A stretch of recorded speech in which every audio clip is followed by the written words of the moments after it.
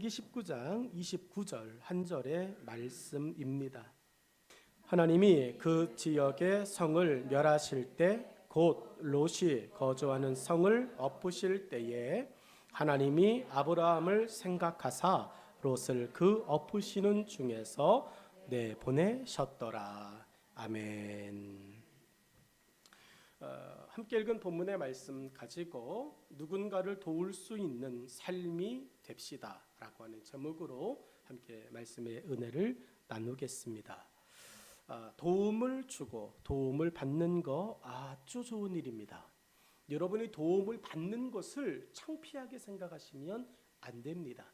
우리는 태어났을 때부터 우리는 하나님께서 만드셨을 때부터 도움이 없이는 절대로 살아갈 수 없는 존재였음을 기억하시기를 바랍니다. 그러니까 도움받는 게 창피해, 도움받는 게 부끄러워, 도움받는 게 싫어라고 말하시지 않았으면 좋겠습니다. 여러분, 도움받는 거에 그렇다고 익숙해지라는 말도 아닙니다. 여러분이 도움받아야 할 것은 도움을 받고 도와줄 수 있는 것은 도와줄 수 있기를 주의 이름으로 축복합니다.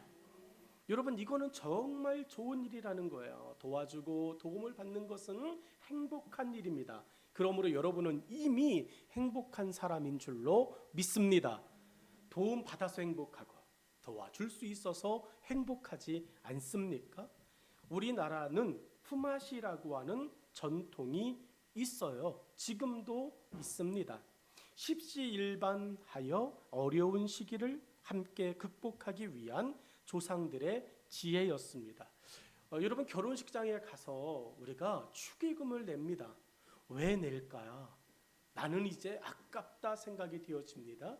여러분, 결혼이라고 하는 이 일륜지 대사, 정말 가난한 집에서, 정말 형편이 어려운 집에서, 갑자기 좀 삶이 이렇게 좀 어려워진 집에서 정말 축복된 일인데 이거를 어떻게 해결할 수 있을까? 여러분, 우리가 같이 기뻐해 주자는 거잖아요. 같이 즐겁고 행복해지자는 거잖아요. 그래서 그것을 나누는 것입니다. 근데 요즘은 어떻게 바뀌었죠? 안 주고 안 받자. 여러분, 안 받으면 돼요. 주는 것은 해야 되지 않겠습니까? 내가 안 받을게요. 좋아요. 근데 여러분, 그 사람의 축복된 일이잖아요. 그 집에 감사한 일이잖아요. 우리가 그것에 축복을 더하여 줄 때 우리에게는 하나님이 하늘의 복을 내려주실 줄로 믿습니다. 이 품앗이라고 하는 아주 좋은 전통이 안 주고 안 받자, 서로 민폐 주지 말자라고 변질되고 있는데 저는 이거 절대 반대죠. 여러분, 안 받을 여건과 형편이 되어진 것을 감사하면서 괜찮아 라고 이야기하면 되잖아요. 굳이 받은 거 없으니까 안 줘도 돼 라고 하는 것. 예전에는 명절 되어지면 여러분 여기저기 찾아다녔습니다. 어른들에게 인사도 드리고 작은 선물이라도 가지고 갔어요. 목사님들도 마찬가지였어요. 예전엔 시골에서 목사님들 찾아다니면서 목사님 정말 사과 몇 개라도, 배 몇 개라도, 식용유 한 병이라도 이렇게 하면서 인사를 드렸어요. 없어요. 점점 가면 갈수록 목회자들도 안 주고 안 받자 이렇게 되는데 여러분, 이거 정말 바꿔졌으면 좋겠어요. 어제도 목사님, 지방의 목사님들 점심 같이 드시자고, 그래서 가까이 지내시는 목사님들 교회로 오시라고. 왜냐하면 우리 교회가 이렇게 가운데에 있어요. 그래가지고 우리 교회로 오시라고 그래서 선물 또 나누어 드리고 식사 이제 그것도 같이 하고 그러면서 이제 또 교제하고 그랬습니다. 오늘 아침에도 동기 목사, 우리 교회 인테리어 같이 한 친구 목사, 늘 고마운 사람이거든요. 고마운 사람에게 언제 교회에 있어? 했더니 바쁜데? 그래, 알았어. 내가 줄 선물을 사진 찍어서 카톡으로 보내줄게. 내가 이걸 줄 거니까 카톡으로 받아. 이렇게 했더니 그 친구 목사도 나도 너에게 줄 선물이 있어. 카톡으로 보내줄게. 이렇게 사진 찍어가지고 이렇게 내가 받아야 될 선물이 카톡으로 배달이 되어졌어요. 다음 주에 시간 될 때 만나서 밥이나 한번 먹자. 그러면서 주자. 여러분, 여러분의 삶이 그런 좀 삶이 되어졌으면 좋겠습니다. 저도 예전에는 그런 생각 많았죠. 안 주고 안 받자 뭐 이렇게 되어졌는데 조금씩 이제 시간이 지나면서 안 받을 수 있음도 감사고 줄 수 있음도 감사다. 어제 지방에 이제 또 후배 목사님들 전화를 좀 했어요. 해가지고 점심 먹자 그랬더니 시간이 안 된대네. 돈이 굳었어요. 밥을 안 먹는다 그래가지고 돈이 굳었습니다. 난 분명히 전화를 했으니까. 여러분 정말 코로나19 때문에 어려워요. 모든 이웃들이 어렵습니다. 소상공인들이 이제 정말 이제 어려워졌습니다. 뭘 나눌 수 있을까? 여러분 거기 가서 식사 한번 하는 것 그 가게 입장에서는 나누는 거예요. 오늘 점심 그렇게 또 명절을 맞아서 이웃 가게들 또 방문해 주셨으면 좋겠습니다. 속담에 이런 속담 있죠? 콩 한 쪽도 혼자 먹어라, 나눠 먹어라. 콩 한 쪽도 혼자 먹지 말고 뚝 잘라서 나눠 먹어라. 여러분 반쪽 먹는다고 배부르지 않습니다. 근데 그 반쪽을 먹은 상대방은 흐뭇하거든요. 그래 저 사람이 아직도 내 곁에 있구나 기억이 날 것입니다. 하나님이 우리와 동행하시는 것이 이 콩 반쪽 아니겠습니까? 인생 살아가면서 나 혼자 사는 것 같아. 사막에 나 혼자 있는 것 같아. 광야에 나 혼자 있는 것 같아. 여기는 물도 없고 먹을 것도 없는 것 같아. 그럴 때 여러분 우리에게 말씀하시는 나 있어 라고 말씀하시는 하나님의 음성이 이 콩 반쪽 아닐까요? 여러분에게 하나님의 음성이 이 시간 정말로 따뜻하게 들려지기를 주의 이름으로 축복합니다. 도우며 사는 것이 익숙한 나라 대한민국입니다. 여러분 정말 IMF 때 나라를 재건한 것은 나라가 아니었어요. 국가가 아니었어요. 왜냐하면 국가는 재건할 만한 재원이 없어요. 그러니까 IMF가 되어진 거예요. 근데 여러분 재건할 수 없는 나라임에도 불구하고 재건되어졌어요. 누가? 국민이. 여러분 우리나라 모든 국민이 끼고 있던 금반지 내놨고요. 차고 있던 또 귀걸이 내놨습니다. 목걸이 내놨습니다. 우리나라는 그렇게 사람들이 금을 많이 갖고 있는 줄 그때 처음 알았어요.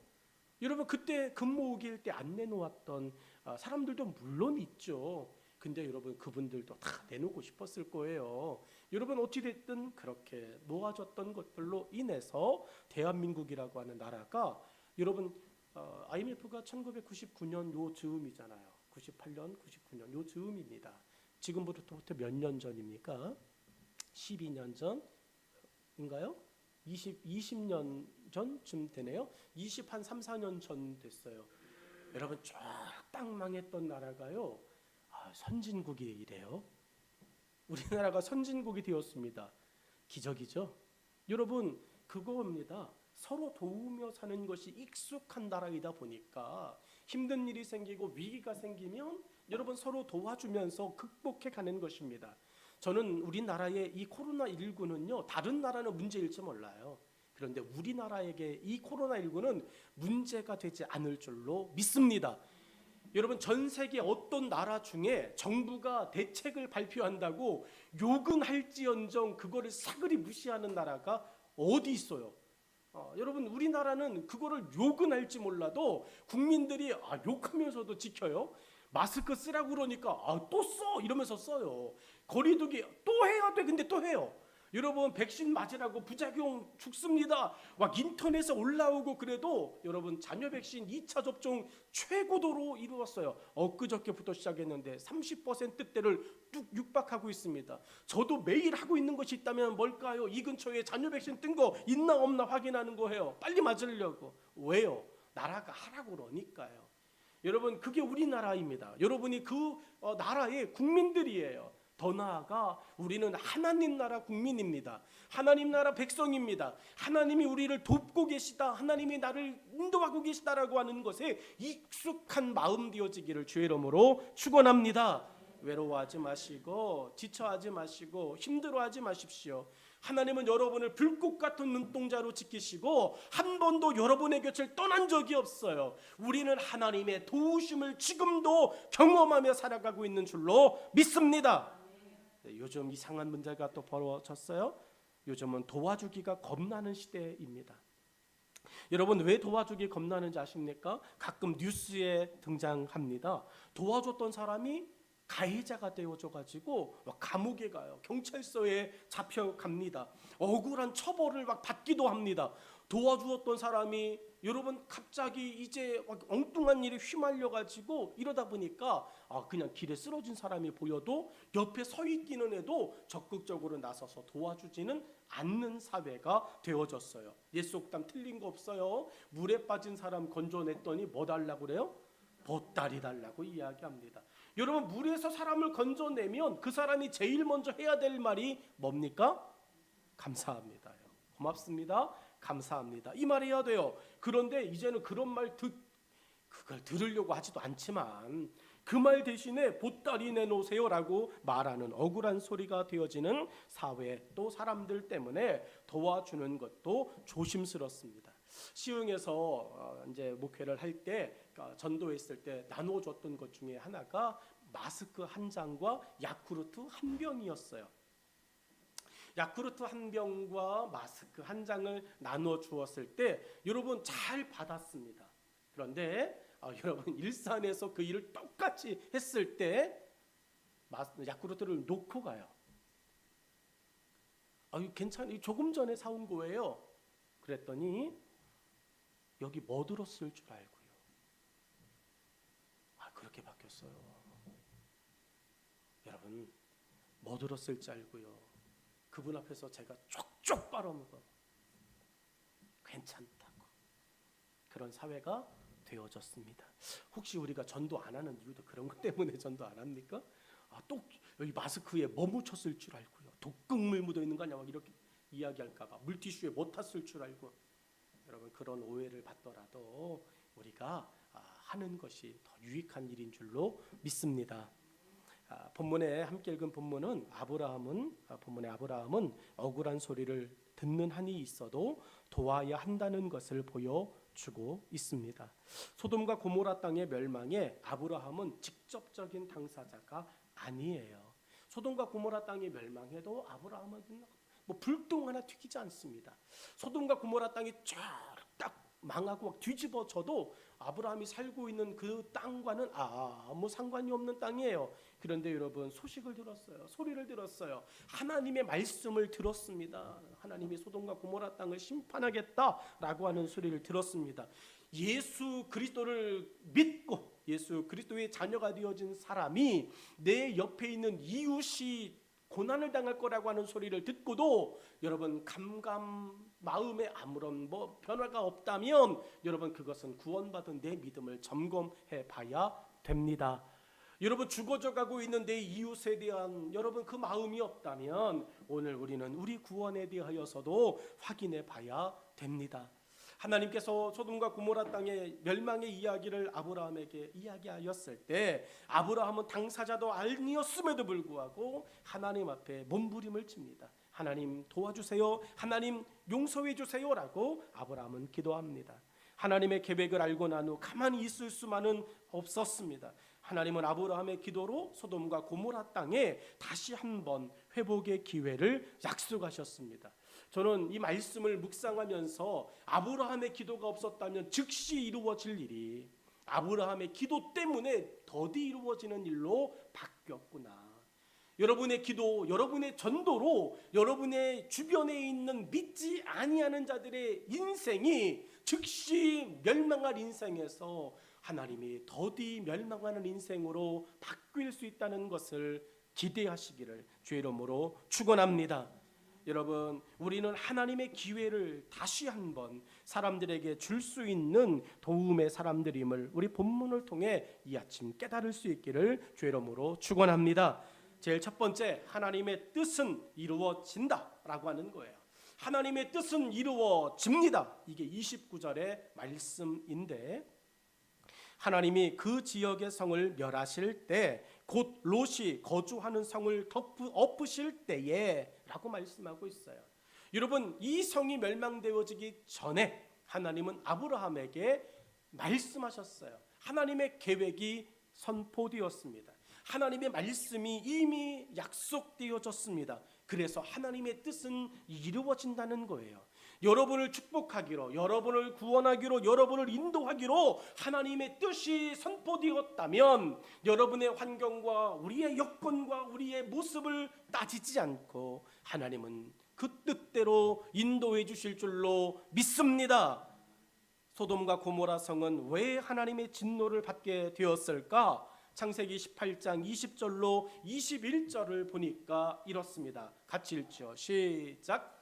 여호와께서 또 이르시되 소돔과 고모라에 대한 부르짖음이 크고 그 죄악이 심히 무거우니 내가 이제 내려가서 그 모든 행한 것이 과연 내게 들린 부르짖음과 같은지 그렇지 않은지 내가 보고 알려하노라. 아멘. 하나님께서 들으셨어요. 아, 저 땅이 악하구나, 저 땅이 죄악이 가득하구나 들으셨어요. 근데 듣자마자 하나님이 심판하시면 여러분 오해의 소지가 있어요. 안 그랬는데 그럴 수 있어요. 중상무략하는 소돔과 고모라 성을 원수처럼 여기는 자들이 저 성은 죄악이 간영합니다, 저 성은 악합니다, 하나님 멸하셔야 됩니다. 그 소리를 듣고 하나님이 그냥 그래? 이렇게 하시면 나중에 그 땅의 사람들의 그 억울한 원성이 들을 수 있으니까 하나님이 직접 판단하시고자 여러분 알고자 내려오신 거예요. 여러분 하나님께서 내려오셨어요? 바라보셨습니다? 이게 들은 대로예요. 여러분 여러분에 대하여서 하나님의 판단하심이 어떨까요? 소돔과 고모라 성이 멸망받고 하나님의 진노를 받게 되어진 이유가 무엇입니까? 하나님께서 직접 보셨다는 거죠. 들은 소리가 아니라 하나님이 직접 보셨다라고 하는 것입니다. 직접 확인하기 위해 오셨다라고 하는 겁니다. 이것은 하나님은 죄악을 지켜보고만 계시지 않으시는 심판자라고 하는 것을 우리에게 알게 하십니다. 하나님은 그냥 계속 두고 보시는 분이 아니에요. 우리의 인생 가운데 고민하고 어려워하고 힘들어하는 것을 가지고 쩔쩔매며 안절부절 못하고 있을 때 하나님은 그냥 두고 보시고 그냥 지켜보시는 분이 아니십니다. 적극적으로 우리 일에 정말 왜 힘들어하는지, 무엇 때문에 힘들어하는지, 방법은 뭔지 하나님은 직접 우리와 동행하시며 여러분 우리에게 알려주시고 말씀하시는 분입니다. 하나님의 뜻은 반드시 이루어집니다. 악인에게는 벌이 내려질 것이고 의인에게는 상급의 결과가 반드시 주어질 것입니다. 앞이 캄캄할 때 기도하라 말씀하셨습니다. 앞이 걱정되어질 때, 두려울 때, 모를 때 하나님 앞에 물으라 말씀하셨습니다. 사랑하는 여러분, 하나님 앞에 저와 여러분이 근심과 걱정 대신에 하나님 앞에 무릎으로 나아가고 하나님 앞에 믿음으로 나아갈 때 하나님은 반드시 우리의 정말로 나아가는 모습 속에 역사의 향기를 더하여 주실 줄로 믿습니다. 하나님이 보시기에 죄악이 가득한 소돔과 고모라 땅의 모습은 도대체 어떠했을까 봤더니 소돔과 고모라 땅이 멸망한 두 가지 이유를 찾게 되어졌어요. 첫 번째 이유가 뭐냐? 그 땅에는 뭐가 없어요? 의인 10명이 없었다. 이게 결론이에요. 여러분 소돔과 고모라 땅을 하나님이 벌하시겠답니까? 소돔과 고모라 땅을 하나님 벌하시겠대요. 뒤집어 버리겠다고 말하셨어요. 아브라함이 등장하기 전까지는. 그런데 아브라함이 등장함과 동시에 하나님의 말씀이 패턴이 바뀌었어요. 아브라함에게 하나님이 뭐라고 말씀하십니까? 하나님 그 소돔과 고모라 땅에 의인 10명이 있어도 멸하시겠나이까? 라고 이야기해요. 여러분 그랬더니 하나님이 멸하지 않아 라고 말해요. 여러분 멸하시겠다고 말씀하시던 하나님이 아브라함과 이야기하고 난 후에는 어떤 하나님으로 바뀌셨어요? 멸하지 않으시는 하나님이에요. 여러분 우리는 이 미묘한 차이를 발견하셔야 돼요. 심판하시고 죽이시고 멸하기를 하나님은 절대로 원하지 않습니다. 지금 이 땅에 죽어져 가고 예수 그리스도를 모르는 사람들에 대한 하나님의 계획은 멸망하시는 게 아니에요. 우리를 통하여 그들을 기회의 자리로, 생명의 자리로 이끌어 내시는 것이 하나님의 뜻인 줄로 믿습니다. 여러분 그런데 그 소돔과 고모라 땅에 의인 10명이 없었다는 거죠. 10명만 있었으면 그 땅은 사는 거예요. 그 땅은 하나님의 은혜를 경험하는 거예요. 그 땅은 하나님을 두려워할 수 있게 되어지는 거예요. 그런데 그 땅이 멸망했던 결정적 이유, 의인 10명이 없었다. 대한민국이 점점 악하여져 가고 있다. 정말로 하나님의 뜻과 하나님의 주권적 성경적 가치관과 성경적 아이덴티티, 성경적 민족성, 성경적 가르침들이 무너지고 있다. 왜 그럴까? 여러분, 정말로 사단의 권모와 술수와 사단의 계략 앞에 하나님 되심을 드러내고 보여줄 수 있는 영적 성숙한 사람이 10명이 없었다. 이야기랑 같은 거 아니겠습니까? 오늘 이곳에 있는 우리 한 사람 한 사람이 다시금 성령 은혜 안에서 영적 탁월한 영적 분별력을 겸비해 이 세대를, 이 대한민국을 하나님의 말씀이 주권되어지는 나라로 다시금 이끌어갈 수 있기를 주의 이름으로 축원합니다.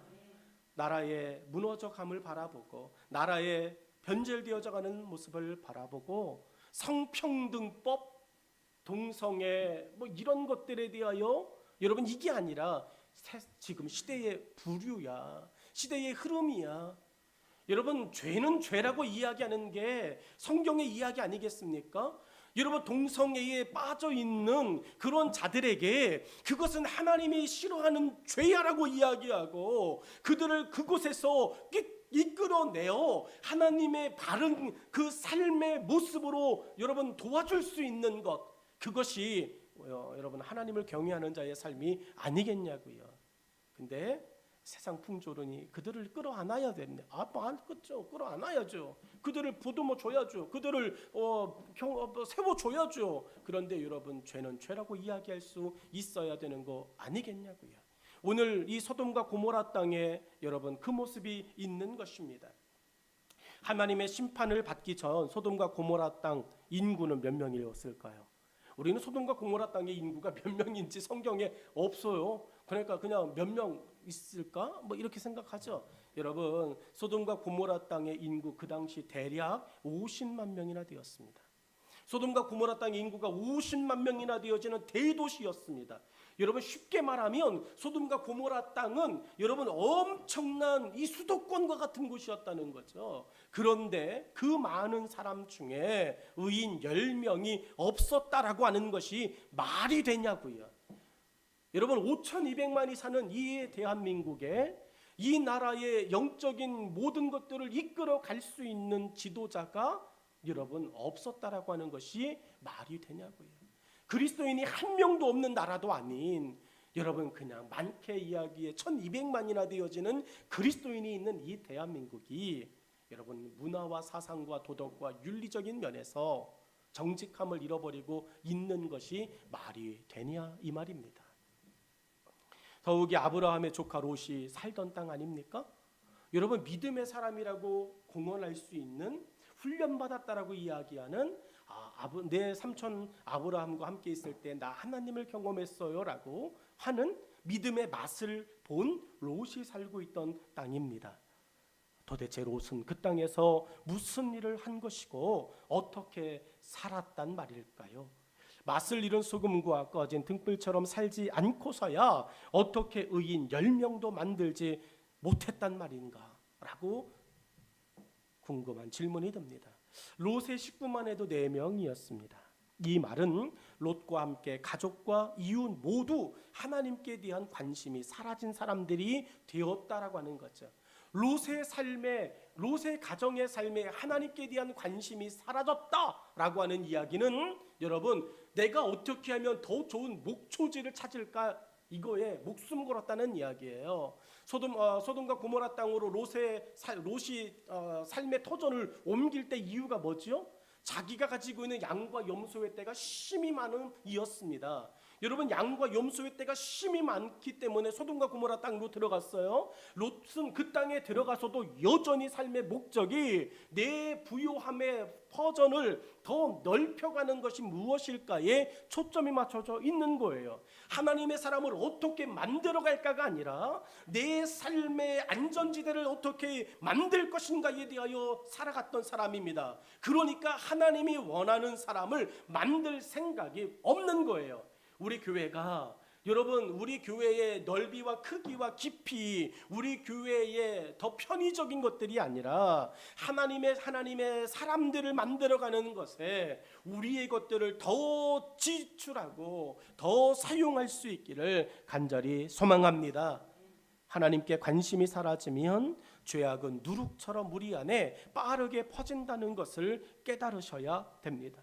소돔과 고모라 땅이 왜 멸망했을까? 두 번째 이유를 찾자 보니까 여러분 하나님의 사람 의인이 10명이 없어요. 여러분 의인 10명이 없다는 말은 그 땅의 사람들이 다 누가 되었다는 이야기냐? 저 두 번째 이야기예요. 하나님의 창조 질서를 나 위조의 질서로 만들어 버린 것입니다. 여러분 이 세상은 하나님의 질서 위에 지금도 움직입니다. 할렐루야. 여러분의 삶은 여러분의 계획대로 움직이는 것이 아닙니다. 그러니 여러분의 계획이 안 됐다고 속상해하지 마십시오. 그러니 여러분의 계획이 조금 멈췄다고 여러분 가슴 아파하지 마십시오. 여러분 이 세상은 우리의 계획과 우리의 무슨 약속대로 움직여지는 것이 아닙니다. 하나님의 계획대로 하나님의 뜻대로 하나님의 주권대로 다스려지고 움직여지는 줄로 믿습니다. 여러분 그런데 이 땅의 사람들 하나님의 질서를 내가 원하는 질서로 만들어 가는 거예요. 그러니까 내 질서가 하나님의 질서와 계속 싸우는 거예요. 여러분 바울도 여러분 로마서에서 이야기했어요. 내 마음으로는 하나님의 법을 내 육신으로는 죄의 법을 따르노라. 그래서 나는 맨날 싸우는 거야. 아우 정말 지겨워. 여러분 바울의 심정이 우리의 심정 아니겠습니까? 머리로는 알겠어요. 마음으로는 알겠어요. 목사님의 이야기가 믿음으로는 알겠어요. 그런데 삶으로는 너무 힘들어요. 저도 마찬가지입니다. 머리로는 알겠어요. 하나님의 뜻, 하나님의 법 알겠어요. 마음으로는 알겠어요. 믿음으로는 이것이 정답이야라고 말할 수 있겠어요. 그런데 삶으로는 그게 정답이라고 이야기하기가 너무 어려워요. 여러분 우리 똑같은 사람의 이 모습을 갖고 있는 한 이 고민 앞에서 멈출 수는 없어요. 그런데 성경은 이야기합니다. 그러면 죽어. 그러면 큰일 나라고 이야기해 줘요. 여러분 오늘 하나님의 질서, 하나님의 창조 질서를 나 위주의 질서로 만들어가고 있다면 여러분 이것은 하나님의 심판의 때가 점점점 내 앞에 놓여지고 있다라고 하는 것을 깨달으시기를 주의 이름으로 축원합니다. 질서는 언제 가장 아름답냐? 지켜질 때예요. 질서가 아름답고 질서가 행복할 것은요 지켜질 때입니다. 더욱이 하나님은 질서의 하나님이시라고 말씀하셨어요. 하나님은 어수선한 걸 좋아하지 않아요. 하나님은 그냥 막 무분별한 것을 좋아하지 않아요. 하나님은 뒤죽박죽 막 섞여져 있는 것을 좋아하지 않습니다. 그래가지고 우리 목사님 뭐 이렇게 막 질서 정연한 걸 오와 열을 맞추려고 그렇게 이야기해? 뭐 이렇게 각을 잡으려고 이야기해? 여러분 이게 질서 정연한 게 하나님 보시기에도 좋은데 여러분의 집이 돼지우리 되면 좋겠어요? 여러분 그러다 보면요 뭐 하나 찾다 끝나요. 뭐 하나 찾으려면 그냥 집 다 뒤집어 놔야 됩니다. 근데 있어야 할 곳에 딱 있으면 얼마나 좋아. 근데 그거 하자고 그러면은 막 힘들어해요. 막 편한 게 편한 거라고. 막 뱀 허물 벗듯이 나갔다 오면 옷 막 아무데나 막 벗어놓고 양말 막 저쪽에다 벗어놓고. 그러니까 맨날 엄마나 막 아내랑 막 싸워. 이제 세탁기 누르라 그랬지 막 이렇게 이야기하면서 이야기하죠. 나중에 가서는 그 엄마도 허물 뱉듯이 벗어요. 왜냐하면 지쳤으니까. 말해도 안 들으니까. 여러분 그런 날 오지 않도록 조심하셔야 됩니다. 소돔과 고모라 땅 사람들이 어땠느냐? 바로 그랬다는 거예요. 소돔과 고모라 성 사람들은 질서를 자기들 마음대로 뜯어 고쳤어요. 그리고 자기 위주의 질서로 새로 만들었습니다. 그들이 만든 질서는 가정을 파괴하고 남자와 여자의 질서를 파괴했으며 이웃과의 평화로운 삶을 파괴하는 것들이었어요. 이게 창세기 19장 4절로 8절에 등장하는 말씀입니다. 여러분, 소돔과 고모라 성 사람들은 하나님을 알았어요. 하나님을 알면서도 대놓고 무시하는 시대와 사람들이 길거리를 가득 메웠습니다. 저는 롯이라고 하는 사람이 소돔과 고모라 성에 들어갔을 때 그 성의 사람들이 롯에 대하여 그냥 단순하게 쉽게 생각했을까? 절대 그렇지 않아요. 여러분, 내가 살고 있는 땅에 많은 소떼와 양떼를 끌고 들어오면 관심이 안 되겠습니까? 관심을 받을 거라고요. 오, 저 사람 부자구나. 여러분, 그 주변에 사람들이 있을 것입니다.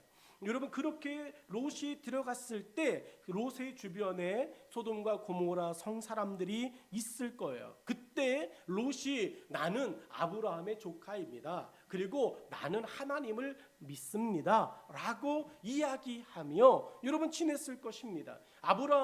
롯을 통해서 소돔과 고모라 성 사람들은 하나님의 이름을 들어봤을 거라는 이야기예요. 그런데 여러분, 그들은 그 하나님의 이름을 들어보았음에도 알면서도 그 하나님이 내게 뭐 해줬는데, 그 하나님이 나랑 무슨 상관인데, 그 하나님이 왜 내가 하고 싶은 것을 못하게 이래라 저래라 참견하는 거야 라고 이야기하며 하나님께서 그들의 삶의 주인 되어지는 것을 대놓고 무시했어요.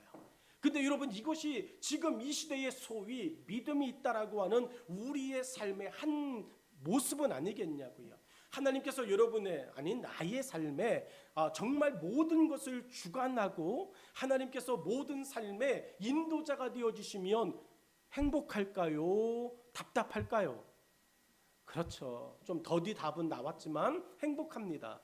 여러분, 이것은 물어보나 마나한 뻔한 대답이에요. 그런데 여러분, 이제 유튜브 끄고 뭐 이렇게 또 이제 카메라 끄고 우리끼리 있을 때 물어보면 솔직히 얘기해봐.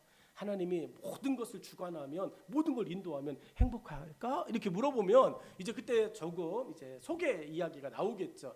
조금 뭐 불편할 것 같아. 뭐 이렇게 이야기가 등장할 겁니다. 안 그래요? 마스크를 끼고 있어가지고 참 변장하기가 너무 좋아서 다 그런 사람들이거든요. 솔직히 하나님께서 여러분의 머리 일거수일투족을 이렇게 해라 저렇게 해라 그러시면 여러분, 우리 못 살죠. 힘들어 어떻게 살겠어요. 그런 거를 경험 안 해봤으니까 지금 우리가 행복해요라고 말하는 거죠. 여러분, 오늘 본문 안에서 그 소돔과 고모라 땅 사람들이 지금 하고 있는 것이 뭐냐? 하나님의 간섭 싫어요. 하나님의 인도 싫어요. 내가 하고 싶은 거 하면서 지낼 거예요 라고 이야기하는 겁니다. 그들의 길거리는요 어땠을까? 소돔과 고모라 사람들이 살았던 그들의 삶의 길거리 어땠냐 보면, 가슴을 치며 내가 어찌할 꼴을 부르짖었던 예루살렘 광장의 사람들과는 너무나 다른 모습이었어요. 여러분, 예루살렘 광장에 베드로가 설교하기 직전에 예루살렘 광장의 거리도 요거랑 똑같아요. 하나님의 질서가 무너지고 내 질서가 막 정말로 우선순위가 되어졌던, 오죽하면 예수님께서 성전에 올라가시다가 화가 정말로 머리끝까지 치밀으셨던 일이 있었어요. 뭐죠? 여러분, 그래요. 장사하는 사람들을 길거리에서 만난 게 아닙니다. 어디에서 만났어요? 성전 앞에서 만났어요. 여러분, 성전까지 침투해 온 것입니다. 돈 바꾸고 내 장사, 내 삶의 유익과 내 삶의 부유함을 위해선 성전이든 길거리든 구별할 필요가 없어요. 교회 안에서 매점 매석하고 교회 안에서 장사하고 교회 안에서 내 유익을 위하고 내 교회 안에서도 내 삶의 유익만 되어진다면 뭔들 못하겠어 이야기하는, 여러분, 그런 모습이 예루살렘 그 당시의 모습이었어요. 그런데 베드로가 질서를 잡아주지 않습니까? 베드로가 질서를 선포하는, 복음으로 질서를 세워줄 때 그 소리를 들었던 예루살렘 광장의 사람들은 니느웨 사람들과 똑같았다는 거죠. 요나가 회개하지 않으면 하나님이 멸하신답니다 이야기할 때, 여러분, 니느웨 사람들이 다 금식하며 하나님 앞에 회개하였듯이 베드로의 설교를 들었던 예루살렘 광장의 사람들은 가슴을 치며 내가 내 질서를 포기하고 하나님의 질서 앞에 서겠습니다 회개하였고, 그 회개를 통해 그들이 그날 성령을 선물로 받았으며 그날 제자의 수가 3천 5천이나 더였더라고 성경은 우리에게 간증하고 있습니다. 그런데 똑같은 케이스, 똑같은 발걸음을 따르고 있는 니느웨 성 사람들은 어떻습니까? 여러분, 롯을 통해, 하나님의 사자를 통해 하나님께서 이 성을 멸하겠다 그날도 이어졌어요? 아니에요. 사자가 롯의 가정에 갑니다. 이 성을 멸할 거다. 롯이 이야기합니다. 못 도망갑니다. 거기까지는 너무 멀어서 도망갈 수가 없습니다. 여러분, 그리고 롯이 사자들에게, 천사들에게 이야기합니다. 우리 결혼하지 않은 딸이 있는데 그 딸에게 남편 될 예비 신랑이 있어요. 그들도 좀 데려갔으면 좋겠어요. 이야기예요. 시간이 주어졌어요. 롯이 그 이야기를 듣자마자 그때 갑자기 하늘에서 불과 유황이 떨어진 게 아니라 시간적 여유가 있었다는 거죠. 하나님의 뜻 앞에 돌아설 수 있는, 하나님의 질서를 받아들일 수 있는 시간적 여유가 있었어요. 그런데 그들은 여전히 내 질서를 포기할 수 없었습니다. 오늘 우리의 삶의 답답함은 여전할 겁니다. 여러분, 여러분의 계획 앞에서 여전히 우리는 불안할 겁니다. 걱정이 많을 것입니다. 그런데 여러분, 우리 하나님의 질서 앞에 다시 한번 내 질서와 내 계획을 내려놓고 하나님 앞에서 잠시라도 시간을 보내보실 수 있기를 주의 이름으로 축원합니다. 어디에 나를 기쁘게 할 쾌락이 있는가? 그거에만 급급하여 소돔과 고모라 땅 사람들은 현혹되어져 여기저기를 기웃거리는 사람들이 되고 말았습니다. 그 단서가 뭐냐? 롯의 가정에 들어왔던 천사들을 여러분 남자의 모습으로 들어왔습니다. 그런데 소돔과 고모라 땅에 사는 사람들을 우르르 몰려와서 너희 집에 들어온 손님들을 내놔라 라고 이야기합니다. 여러분, 그 내놔라라고 하는 말이 뭐죠? 내가 그들과 즐겁게 보내리라 라고 하는 거였어요.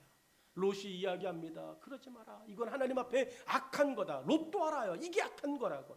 근데 그 이전에는 왜 말하지 않았냐고요. 그 이전에는 왜 이것이 죄라고 이야기하지 않았냐고요. 그리고 이야기합니다. 남자를 가까이 하지 않은 내 딸이 있는데 그들을 데려다가 너희들 즐거운 대로 해라. 이건 또 무슨 말입니까? 여러분, 이것도 안 되고 저것도 안 되는 거 아닙니까? 내 계획을, 내 질서를 포기하지 않으면 여러분, 하나님의 질서, 하나님의 계획은 내게 아무 소용이 없어요. 하나님의 마음을 잃어버린 사람들에게 하나님의 말씀은 더 이상 걸어가는 길에 등불과 빛이 될 수 없다는 것을 보여줍니다. 이런 자를 하나님은 눈물을 머금고 심판할 수밖에 없었던 것입니다. 지금 우리는 하나님이 눈물을 머금고 심판할 자가 아니라 눈물로 찾고 있는 소중한 사람들이라고 하는 것을 이 아침 기억하시기를 주의 이름으로 축원합니다. 하나님의 뜻은 반드시 이루어집니다. 여러분을 향하신 하나님의 뜻은 멸망이 아니라 여러분을 향한 하나님의 뜻은 여러분을 복주고 복주며 잘되고 잘되게 하고 모든 환난에서 벗어나 근심이 없게 하는 일인 줄로 믿습니다. 하나님의 말씀이 여러분의 마음에 들려지고 여러분의 영성에 울려졌다면 여러분, 기회 지나기 전에 다시 한번 이 추석 연휴에 여러분의 영성을, 우리의 믿음을 다시 날선 검처럼 만들 수 있는 하나님의 뜻을 받아들일 수 있는 이 삶이 되기를 주의 이름으로 축원합니다. 기도하겠습니다.